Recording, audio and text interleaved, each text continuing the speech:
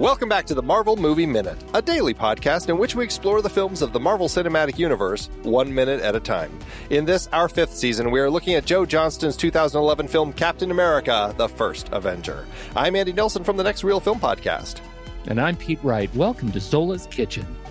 Today, we're talking about Minute 19, which begins with Zola eyeing the snake drawer and ends with screams from the Tesseract's energy surge. What is going on here? Not sure. Something crazy. Those are the voices, everybody. Joining us again and the rest of the week, Will Johnson and Don Shanahan from the Cinephile Hissy Fit Podcast. Hello again. Hi. I'm not going to do anything physically because you guys are going to make fun of me, so...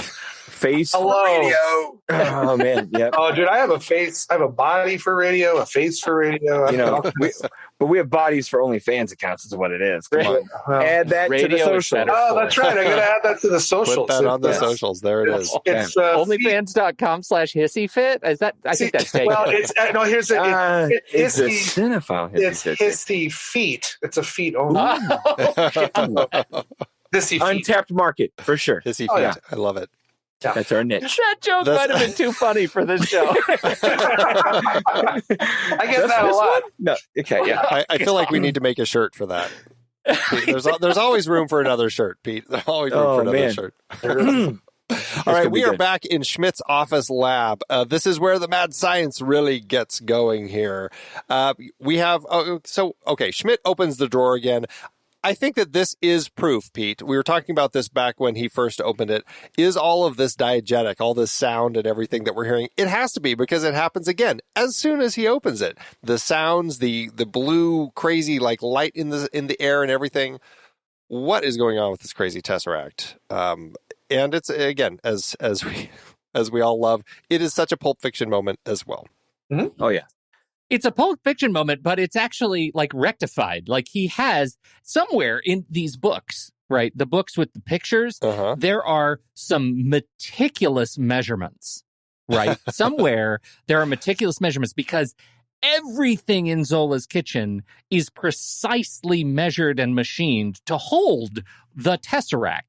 How did they know? This is the curse of the movie by minute format, because I now can't stop thinking about it. Where were the specs? It's not a curse. It's not a curse. This is Joe Johnston. We know he was on Raiders of the Lost Ark, and we know from that film there were some seriously smart people designing all of these little things that Indiana Jones uses to measure the stick and everything, and which the burn on the hand and other things. It all fits. We just didn't get to see. This is what I want a one shot of the process that they went through. I want it to be like the adventures of Schmidt and Arnim as they run around finding all these different things to get the exact precise measurements. Like from when he finds the Tesseract to now, all of the things that they go through to find the exact measurements so they can actually pick this thing up. I think that would be a great comedy. Herr Schmidt, it must be 6 Kadam's height. That's what I want to hear. It's all about the height. On the movie making side, the props literally and figuratively go to Barry Gibbs and Haley Gibbs, who are the property master and property coordinator on this film. And this was their, at least for Barry as the lead property master, this was their first Marvel effort. They would go on to do 1, 2, 3, 4, 5, a half dozen or more of all the way up to Doctor Strange in the Multiverse. So the prop work on this film, especially because it's period, like I love in this lab, just like you said, I make fun of like the tongs it took to measure and what you're talking about. But like at the same time that you're talking about Zola and the characters trying to figure this out, I'm on the movie side going, how did they like combine the scrap heap of things to create these amazing creations? My favorite prop scene, it comes 6 years after the show, during the countdown self-destruct moment where like Schmidt opens those little perfect little doors, perfect little switch, and the perfect little flat down countdown numbers. We're like, who sits down and designs things down to the absolute nth degree of detail that's still period? We have a taste of that here in this scene where, what holds the Tesseract, the different knobs, the different bars, everything has got an edge and a contour to it, and it fits each little scene. Like we're here in the cold and gray of this lair. We just left the Army recruitment office with these gorgeous, Art Deco features and fixtures with the lights and the tables and everything where, oh my gosh, I could geek out on just props in this movie. Well, two things. One, when you said Barry Gibb, I was thinking of the Bee Gees, and I was like, I know. Yeah, but second, this is why I get on my high horse a lot and defend movies like this when people say they're not movies in cinema, because you do have so many craftsmen and artists that work on these things like that. I mean, when they say it's just green screen, I just think about like not only I know it's heightened period specific, sure, it's a little bit fantasized, but it still has to be 40s, and so it has that aesthetic, but also you have this mixture of kind of that Flash Gordon-y high design, almost like rocket engine kind of stuff going on. And then you got the Tesseract, and there's just so much craftsmanship and artistry going into these films that I hate when people put them down into one little sliver and say, it's not cinema. It's like, man, there's a guy there's Barry Gibb from the Bee Gees right now putting together, the next cool prop, in Quantumania coming out soon. Yeah, he's actually, to credit IMDb, he's working on the Marvels right now. So yeah, he's in post-production on the Marvels. And I'll do the count: 1, 2, 3, 4, 5, 6, 7, 8, 9 Marvel films the man's done, and this was his first. So I think I don't want to say it's his wife is his coordinator and teammate on this, where those two just nail it, man. Well, it's really fantastic. Any number of these things, the texture of every frame is so perfect. Like, imagine what it would be like. It would have been so easy not to have the arm hanging down from the ceiling, right? Which is such a good touch. It reminds me of a man cave, like the perfect, like,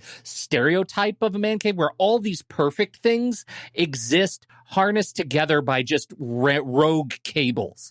That's what it feels like to me. And it's just, it screams mad science. I think it's just perfect. Oh, yeah. And that's what a couple things. Joe Johnston is really great at capturing these aesthetics. I mean, Rocketeer is many people consider his best film. And I don't know. I don't even know where I was going to go with that. I'm so flabbergasted. I don't even know where I was going to go with that. But yeah, Joe Johnston, it's kind of a Joe Johnston touch, and that's another thing when people say the directors don't have any say on these movies. This is very clearly a Joe Johnston movie. Yeah. And I'll hear a lot of people go like, whoa, Paramount was still in charge. I'm like, no, Paramount was distribution only. This was writing checks. Marvel Studios, complete creative control. So people like to harken back and say, well, that was when real studios were. It's like, no, not at all. It's the same thing as Star Wars and 20th Century Fox. Distribution versus production. It's totally different. Do you wish that Joe Johnston continued with the Captain America films, or are you glad that was one of the two? Because, I mean, there have been, Favreau obviously did a couple Iron Man films, and then it changed hands. Thor's been, several different hands until Taika Waititi latched on for 2. And then the Russo brothers take over this particular run. Any thoughts? I know Will's answer. Well, it's tough for me because in two of those examples, you have two of my favorite directing groups. I mean, Shane Black is one of my favorite writer-directors, and he did Iron Man 3. And I am a huge Russo brothers defender and fan. I think they're fantastic. I'm so pumped for The Gray Man coming out, which me and Don are seeing on Monday. We are. Monday, well, if you're listening to this in 2058, then... Monday means nothing to you. Guess which Monday I'm talking about. But I'm a big fan of theirs. I think they have a wonderful... I think what was required of the transition from this setting to the Winter Soldier and Civil War needed a different touch, I think. This is and this scene shows it too, this scene has a very specific design need and a specific I'm trying to think of the word. It needs a certain touch because of the different time period. Yeah. And I think like we were talking about in prior episodes, the morals of this universe is a little bit more black and white. I mean, everything's got gray to it, but the morals of Winter Soldier and what's going on in the world then is a little bit different than what's going on now. So I think it's one of those things where if they were remaking the MCU today, I think that they would have assigned people to like foster certain trilogies and certain things to have a little bit more of a I mean, the tone is pretty consistent in my opinion. I know a lot of people don't think it is, but yeah, I think if they redid it today, they would have had Jon Favreau do all 3 Iron Mans. They would have had Joe Johnston maybe do. They might have not put Captain America maybe. Obviously, the Avengers was in the works there, but you can see what they were doing with Captain Marvel. Whereas her next movie possibly is going to be a mixture of, because her first movie was in the past, kind of a sort pseudo prequel. Black Widow's been a pseudo prequel. If they got Captain America into the future for the Avengers, but kept him in the 40s, I think Joe Johnston would have been perfect. If they kept having World War II adventures, obviously the way this movie ends makes that impossible. But I think as a Russo brothers fan, and I love their action style, perfect for Captain America moving forward. I think that what they did with that character all through, and many people argue, and me and Don have argued about Thor's consistency and stuff like that. But if there is one thing that is consistent, and it is when the Russos touch Captain America. So the 4 movies with the Russos, based on the Winter Soldier, Civil War, Infinity War, and Endgame, that is a solid. I have a lot of issues with Joss Whedon and how he treats Thor and Captain America, but if you look at those 4 films in a row, and other people, true, it's true. But I think the Russos really know what to do with that character visually, and I'm gonna chomp at the bit and disagree. I would have loved to see Joe Johnston stay the whole time. I think the Russos, while every squirrel gets a nut when it comes to how do I say this? I see them more as pretenders than true creators, where they wanted to make a 70s paranoid wannabe, 3 Days of the Condor thriller, and got one thanks to a really good character and some Marvel control beyond them.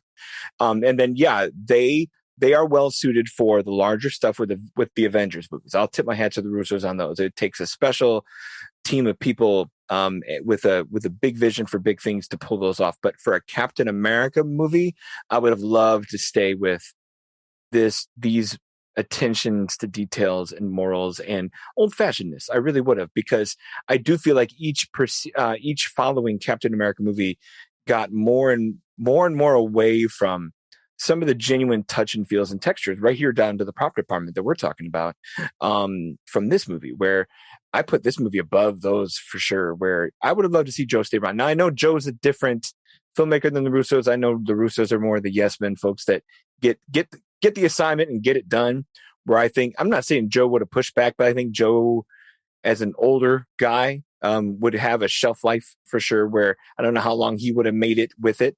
But I would have loved his old school throwback I don't want to say panache style to continue on more than just this special homework assignment of the 40s. I don't know, because that's where I disagree a little bit, because I think both directors, I'm saying both Russos as one entity, sure, work with throwback natures in different ways. I think they are, and I've talked about with the movies that they produce as well as what they direct. I've talked about this with Extraction and 21 Bridges, which is movies they executive produced. They are very 90s action, late night HBO thrilling. And I'll pass on that. And that's why I love Winter Soldier and Civil War too, because they have the practical effects and the stunt work, and their eye for action is very old school compared to today. And I think it's fantastic. So that's why I like them. I think they're a perfect fit for Captain America, the character, as well as where the character needed to go. Like, what do you think, Andy and Pete? You got to settle this here. I don't know if there's settling to be done. I feel like the Russos are as much as I also love those 4 movies very much. I am one of those that would prefer to keep the direction from production separate, right? A church and state thing, because I don't think we have enough sort of stuff from the Russos in terms of feature films to be able to make an assessment of kind of what their overall ability is in terms of tone and texture. Cherry, I quite liked. I thought that was a pretty good film, and that was our second episode, and it was a true love-hate, because I ranked it really high. I loved it, and Don did not like that at all. So. I thought, part of it is I really like Tom Holland, and I think he's just a magnetic personality on screen, whatever he's in. But in terms of the Russos, we have we have the Marvel stuff, and we have Community and happy endings, right? You, me, and Dupree. That feels like it's a point on the wrong scorecard, right? Like I just don't know yet. So I think a lot of weight is carried by the Gray Man. Like I feel like that's going to be a tipping for a guy like me who questions them. That's going to be a tipping point because I saw them apply a zillion things to try that all don't go together and don't work in Cherry, despite the compelling lead. You have the Gray Man, where you have Gosling and Evans, and your Golden Boy with Evans, where if that movie doesn't deliver, if it's just another batch of a whole bunch of stuff thrown against the wall for style's sake, then we'll know. The Russos are going to lose me. That's why I defend them, because, like I said, from the directing aspect and the producing. People forget that they're major producers on Everything Everywhere All at Once as well. Yep. So, I mean, they have signing a style. See, that's the thing is whenever there's this is the problem is whenever like there's a Marvel thing and or if there's ever somebody who's involved with Marvel that does something, it's like, oh, it's just for the money or for the paycheck. You'll never hear the Daniels talk about Anthony and Joe Russo. But I guarantee you they would, because that helps them get their movie Who's been to a screening with the Daniels talking about the movie where they don't bring up the Russo? My hand is up. How many times do people bring up producers that often? It's not the ones that matter in the arts would. Come on, man. So you're saying that every year when there's a Best Picture nominee, there's a bunch of producers that get nominated for Best Picture that you've never heard of. Yep. That you've never heard of. Nobody appreciates it. Everyone's just like, well, we could have made the movie without them. Come on. Yeah, they're the bankroll. You're right. They couldn't have made the movie without them, because I say this to you all the time. This is a business first and an art exposition second. I'm sorry. How often are we talking about the Russos in terms of Extraction, which was crap? I think they got Relic was one of those movies they produced that I loved. Produced. That was only executive produced. Produced. Now the checks get thinner. Right? Yeah. So I just feel like that is such a crapshoot to talk about, to put too much creative weight and credibility on their production stuff. Yeah, for example, are we giving Brad Pitt all the credit in the world for 12 Years a Slave? No, you give it to Steve McQueen. Brad Pitt's there to shepherd it through, give a big name and some spots. Michael Douglas in One Flew Over the Cuckoo's Nest. That's a Jack Nicholson movie, and Milos Forman. Forman, right. That's not Michael Douglas helping it along. Damn near's probably almost thought about stealing the role. I think producers have to see potential in a product and put that. Yes, I agree with that. I'll agree with that. Write checks. Yes, but you can also. It's not an either or. You can. I know. You're right on that part. It's like where I'm just writing checks. No, they have to see something in the material, provide it, and there is a name value. Like there is a. I'm not saying all of Everything Everywhere All at Once is all the Russos. That's ridiculous. I'm not saying that. I never have said that. I don't remember what we're fighting about. Do we not like the Russos, or do we like the Russos? I don't know. I think we like the Russos, but Andy's got to solve this still. Johnson or Russos? No, here's the thing. I think the Russos did a great job with the Avengers films. I enjoy what they did with the Captain America films. I think it would have been nice to actually see a franchise within the franchise of the Marvel Cinematic Universe where there is actually a singular voice kind of shepherding something along. And it's kind of weird to me that Guardians of the Galaxy is going to be the first one where we will have seen an entire trilogy from the mind of one person. So I'm very excited to see kind of where James Gunn goes with that. I don't have a problem with the Russo brothers. I think that they're fine. In the scope of what Feige has as a vision of the Marvel Cinematic Universe, I think it's great that he is kind of the master craftsman building all of this and kind of putting this whole puzzle piece together. And to that end, I mean, he's essentially the guy who's making sure that people are doing what largely he wants them to be doing. And, there is always going to be a give and take in a situation like that with any director of how much does the director really get a voice in what they want to do with a particular film as it compares to like what Feige wants to have them do. And I think that there is going to be a lot of control that he has. But I do think that the directors largely are the person that the producer picks to shepherd the project to kind of make what they envision. And I mean, they're the ones who have to pitch to the producer, to Feige and the rest of the team, saying, this is what I want it to be. And that person is saying, that sounds great. You're the person for me. And I'm sure that, I mean, in something like Everything Everywhere All at Once, which I think is fantastic, I'm sure that, they are in a place now. They weren't when they were making Me, You, and Dupree, or You, Me, and Dupree, where they could have said, that sounds fantastic. We love your vision. We're going to get behind you 100%. Do what you need to do. Spend what you need to spend. Make your vision come true. Yeah. And so I love that they're in that position now where they can actually do that to get these things going. But and I guess my only thing with it was that, but my credit for everything is kind of like, people try to put it in either or categories. So like, the success of Winter Soldier is not because of them at all. It's because of Feige, or because, I'm not saying you guys are saying that, but like when I actually look at it from a film perspective, just watching these films, I mean, they actually have a very distinct style that I actually really like in terms of how they approach action and set pieces. Yeah. I mean, some of the set pieces in the two Captain America movies they did are incredible. Like just the visceral reaction you get to that, the way they filmed those things. Now, is Feige controlling that? Yes, but I don't think Feige is also there every day going like, put the camera here. No. You got to give the director some credit. And I think everyone just says the Russos are hacks because they are given everything on a silver platter. And like I said, we've had two people. I don't know what Andy's thoughts on Cherry are, but me and Pete liked it. I haven't seen it. I wasn't interested when I saw the trailer, so that might speak to what I think. Yeah, no, and that's fine. But like, there's obviously like a lot more to what a director is, what a producer is, than I think a lot of people give credit for. They just see the Russos and they go hacks, studio hacks. Yeah, I wouldn't go there, but they're credited. You know what you mean? I know.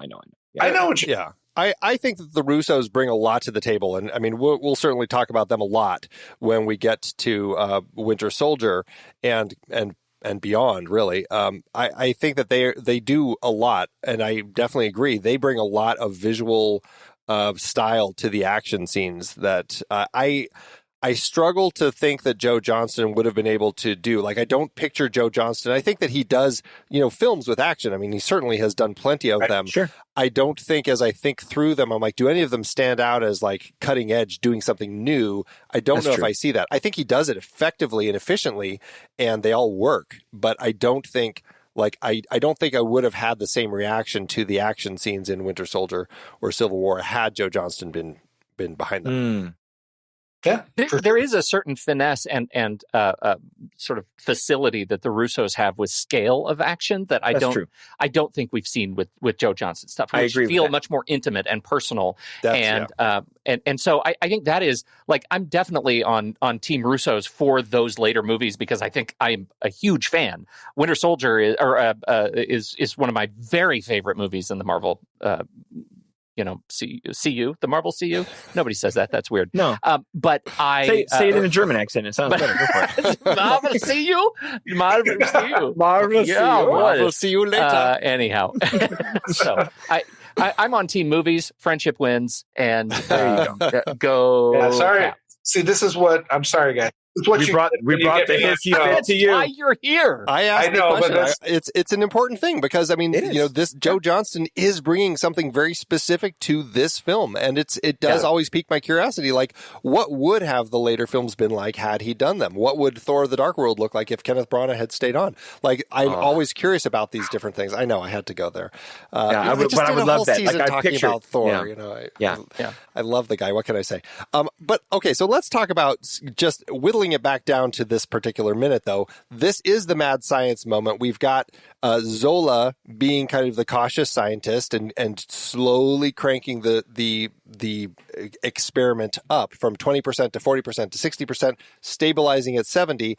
And we see the fantastic, of course, it's blue energy device spinning, doing something glowing. It's got all sorts of the Tesseract energy is all over the place, and of course then we have the not so careful Schmidt coming over, who says, I've not been waiting all this time for safety, doctor, and he cranks it all the way up to 100%. And effects, we get all sorts of effects. We get blue dancing across the room, and it seems the energy is like kind of out of control. What do we think of how this plays here and how it looks? I mean, you know me, I've been a motive guy. So like we see Schmidt, the full throttle pusher, no pussyfooting whatsoever. He is impatient.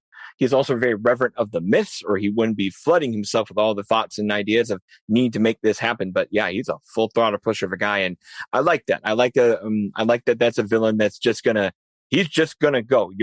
He's not gonna pause and monologue you. He's gonna go. And I like that. Yeah. We'll probably talk about it in the next minute too, but I do want to talk about Hugo Weaving at some point because sure. But yeah, we've spent too much time talking about the Russos. Yeah, let's talk about Hugo Weaving. So, but it is an impressive glow and look. Like the effects, not over the top.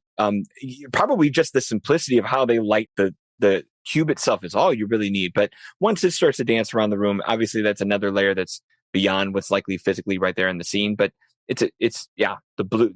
Blue is undeniable. I mean, ask James Cameron. It's a super successful color. So yeah, it's just a sky beam waiting to happen. Thank you, DC. It sure is. It so much is. It is very. I don't remember the Tesseract being quite so powerfully lit at the end of Thor when we see in the post-credit sequence. Yeah.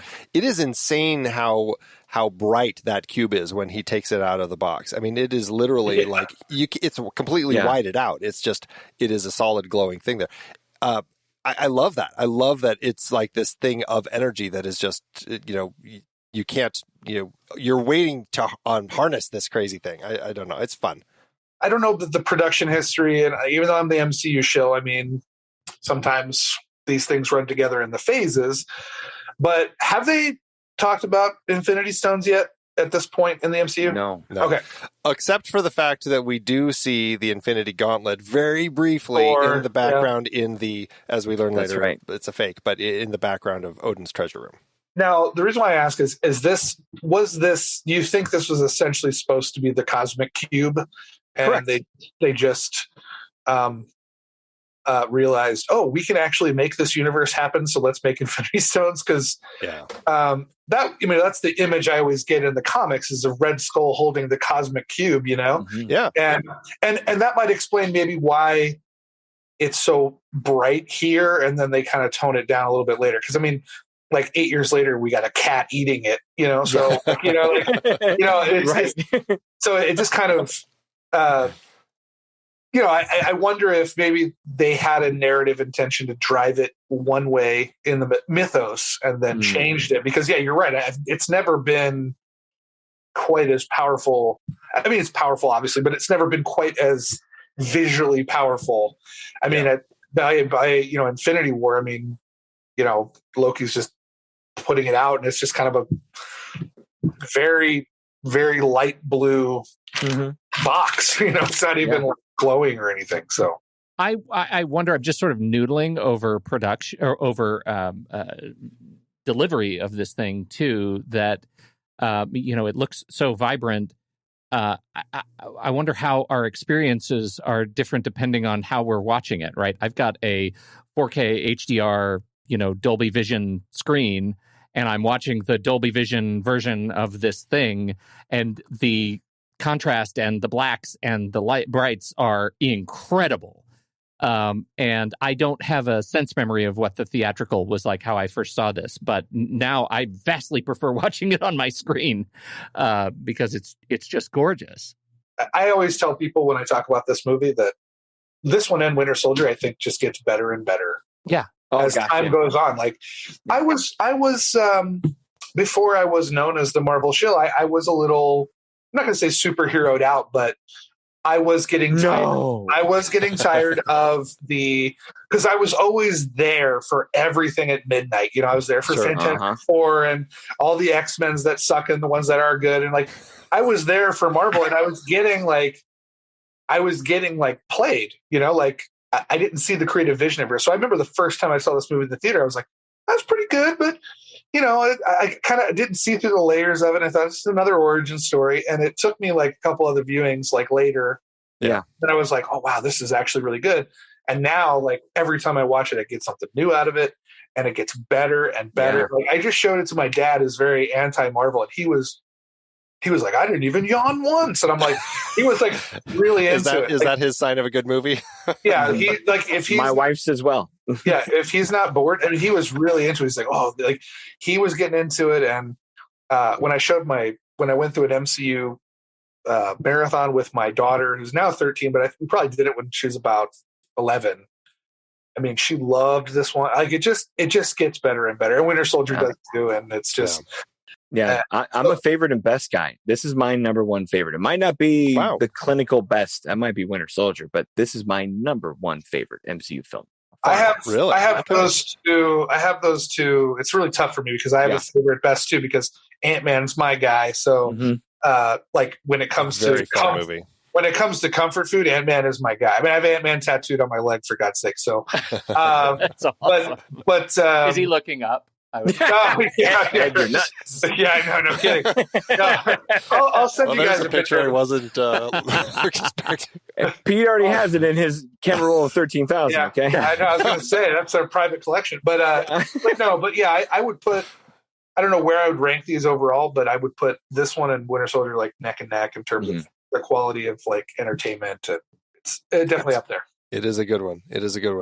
This definitely was one that took me a while to click with. Like when I first saw it, I was like, mediocre Marvel film. I didn't love it. And it wasn't until a rewatch, and we talked about this in an earlier episode, where I finally like, oh, I get it. It's not a story about Captain America and his big character arc. It's about this guy who's just always has this mentality and how he changes other people along the way. Yeah. And like that perspective shift that I had really kind of opened my eyes to what they were doing with the story and this character, and eventually kind of like the rest of the franchise with him. And I've really grown to really enjoy this film quite a bit. So. All right. Well, I think, we're right in the middle of this experiment they're doing. We've got kind of some, I don't know what the Tesseract is doing. It's like some energy screams that are going through the air. It's crazy. We'll talk more about this when we get into it in tomorrow's minute. But Will and Don, are you two able to join us one last time this week? Oh, nope. My schedule's You've offended me. Okay. You've offended me with the Russo brothers' opinion. I gotta go. That was it. No, I'll be back. What if I tell you I love them? Will that help? Yeah, I'll be back. All right. Remind everybody where they can find your show and hear more of you two. Me and Don are part of the Cinephile Hissy Fit Podcast, and you can find us on Spotify, Apple Podcast, Stitcher, maybe other definitely Stitcher. I don't know. Yeah. Podbean. Yeah, we're everywhere. Man. Podbean. Audio Axe, whatever. Toilet paper rolls. Yeah, well, yeah. That's actually where I write my notes for the shows, is on the toilet paper rolls. Yeah, Facebook, Twitter, Instagram. We're all on. This is going great. All those good places. We will have all of that in the show notes, so you can just click on it. You don't have to even search. Just click on it. It'll take you right there, and you can learn more about the Cinephile Hissy Fit podcast and these two and what they do.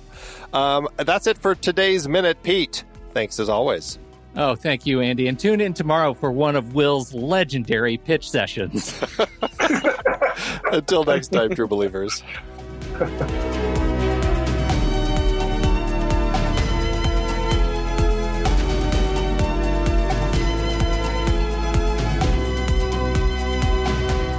Marvel Movie Minute is a production of True Story FM. Engineering by Andy Nelson. This season's music is Spread the News by Anthony Vega, and this season's show art is by Winston Yabo. Find the show at truestory.fm, and if your podcast app allows ratings and reviews, consider doing that for this show.